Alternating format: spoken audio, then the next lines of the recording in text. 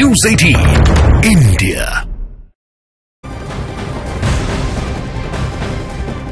और इस बीच बड़ी खबर आपको बता दें, बंगाल में टीएमसी और कांग्रेस के बीच सीट शेयरिंग को लेकर लगातार बातचीत हो रही है। सूत्रों के हवाले से एक खबर है कि दोनों ही पार्टियों ने सीट शेयरिंग के मुद्दे पर नए सिरे से बातचीत की और दावा यह किया जा रहा है कि टीएमसी कांग्रेस को 5 सीट देने के लिए तैयार हो गई है। इसमें मालदा की दोनों सीटें, बहरामपुर, रायगंज और दार्जिलिंग की सीट है, लेकिन कांग्रेस ने 3 और सीटें यानी कि मुर्शिदाबाद, जंगीपुर और परुलिया की मांग की है। मतलब कांग्रेस टीएमसी से 8 सीटों की मांग कर रही है और लगातार बातचीत हो रही है। अरुण हमारे सहयोगी ज्यादा जानकारी के लिए हमारे साथ जुड़ रहे हैं। अरुण, कहां तक बातचीत पहुंची है और कितनी सीटें फाइनल हो चुकी है अब तक? देखिए, कांग्रेस पार्टी लगातार 6 से 8 सीटों की मांग कर रही थी। राहुल गांधी के साथ जो बैठक हुई थी प्रदेश कांग्रेस के नेताओं की, तो उन्होंने कहा था 6 से 8 सीटें अगर मिल जाए तो सम्मानजनक है और उस पर समझौता कर लेना चाहिए। लेकिन ममता बनर्जी 2 जो सिटिंग सीटें हैं कांग्रेस की, उससे ज्यादा देने को तैयार नहीं थी और बातचीत बंद हो गई थी। गांधी परिवार और मल्लिकार्जुन खड़गे के साथ कांग्रेस ने बातचीत फिर शुरू की टीएमसी से और उसके बाद ये तय हो गया है लगभग 5 सीटें ममता बनर्जी देने को राजी हैं।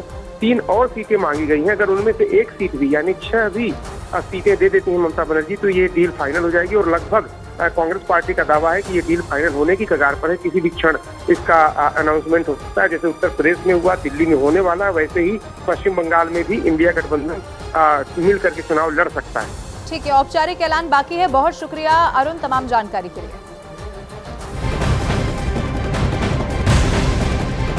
और उधर उत्तर प्रदेश में कांग्रेस और समाजवादी पार्टी के बीच सीट शेयरिंग की डील होने के बाद कांग्रेस अध्यक्ष मल्लिकार्जुन खड़गे ने अखिलेश यादव को पत्र लिखा है और 25 फरवरी को राहुल गांधी की जनसभा को संबोधित करने की अपील की है। ये बड़ी खबर आपको बता रहे हैं क्योंकि ये तय हो चुका है। उत्तर प्रदेश में कांग्रेस और समाजवादी पार्टी जो सीट शेयरिंग को लेकर पहले पेश था, पहले कंफ्यूजन था, वो सब कुछ अब क्लियर हो गया है। अब ऐसे में मल्लिकार्जुन खड़गे की तरफ से बकायदा पत्र अखिलेश यादव को लिखा गया है। 25 फरवरी का वो दिन होगा जब राहुल गांधी की जनसभा होनी है और इसी में संबोधित किया जाए। अखिलेश यादव की तरफ से ये अपील की है मल्लिकार्जुन खड़गे ने। ये बड़ी खबर है। एक मंच पर अगर अखिलेश यादव और राहुल गांधी दिखाई देंगे तो ये बहुत बड़ी तस्वीर होगी।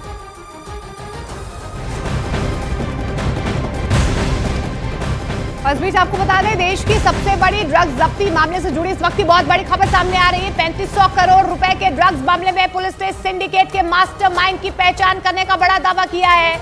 नारकोटिक्स कंट्रोल ब्यूरो और पुलिस के मुताबिक देश भर में ड्रग्स के इस काले कारोबार को संदीप दुनिया नाम का आरोपी चलाता है, जो काठमांडू के रास्ते कुवैत भाग गया है।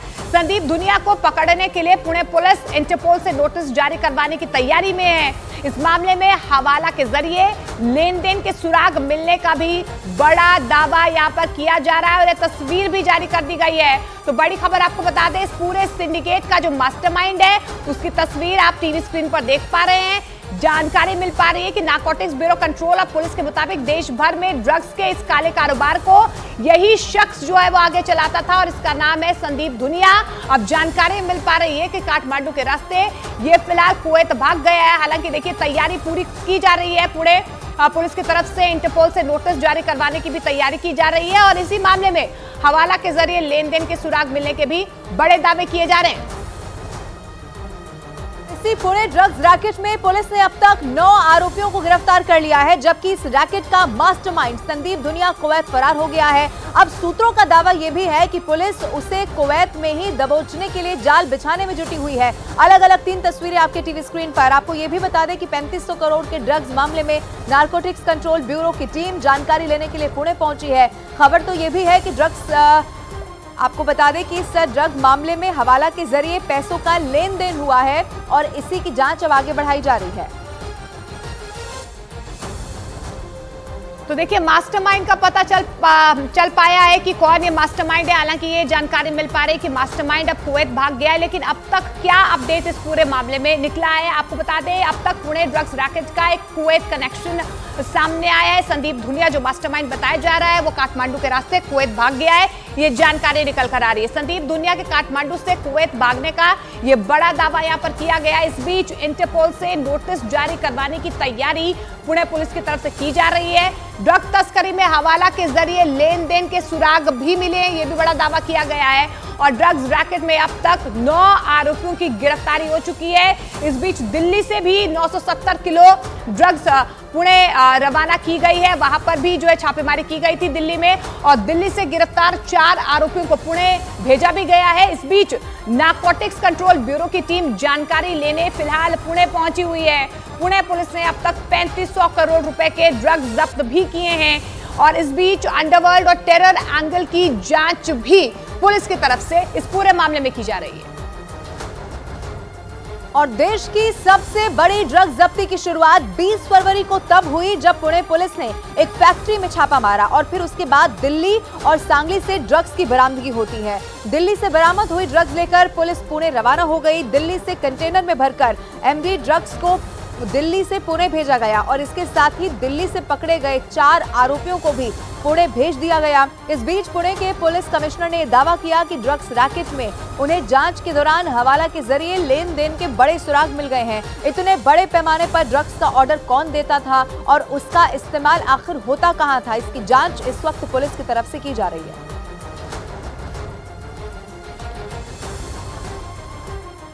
उधर आपको बता दें, पुणे के साथ साथ देश के कुछ और इलाकों से भी ड्रग्स पकड़े जाने की खबर सामने आ रही। जम्मू कश्मीर के किश्तवाड़ से एक महिला के साथ कुख्यात ड्रग तस्कर को गिरफ्तार किया गया है। उसके पास से नकदी और हेरोइन जैसी चीजें मिली हैं। वहीं पंजाब के फिरोजपुर की बात करें तो पंजाब के फिरोजपुर में बीएसएफ ने भारत पाकिस्तान अंतर्राष्ट्रीय सीमा के पास से आधा किलो हेरोइन जब्त की है। पाकिस्तान ड्रोन भी यहां पर बरामद किया गया है। तो 2 तस्वीरें आप देख पा रहे हैं, कश्मीर से पंजाब तक ये ड्रग्स का काला कारोबार जो है वो फैला हुआ है, और किश्तवाड़ जम्मू कश्मीर में भी एक महिला को गिरफ्तार किया गया है। तो वहीं हेरोइन के साथ ड्रग्स भी जब्त किए गए हैं। फिरोजपुर पंजाब की तस्वीर आप देख पा रहे हैं। और गुजरात के जूनागढ़ में भड़काऊ भाषण देने के आरोपी मुंबई के मौलाना मुफ्ती सलमान अजहरी को सभी 3 मामलों में बेल मिलने के बाद वहां भी रिहाई नहीं मिली है। ये बड़ी खबर है। मुफ्ती सलमान के खिलाफ गुजरात पुलिस ने गुजरात असामाजिक गतिविधियों की रोकथाम अधिनियम पासा के तहत कार्रवाई की है, और जिसके बाद उन्हें अहमदाबाद की साबरमती जेल से वडोदरा जेल लाया गया। मुफ्ती सलमान अजहरी पर जूनागढ़ में एक जनसभा के दौरान नफरती भाषण देने का आरोप था, और जिसके बाद ही उनकी गिरफ्तारी हुई थी।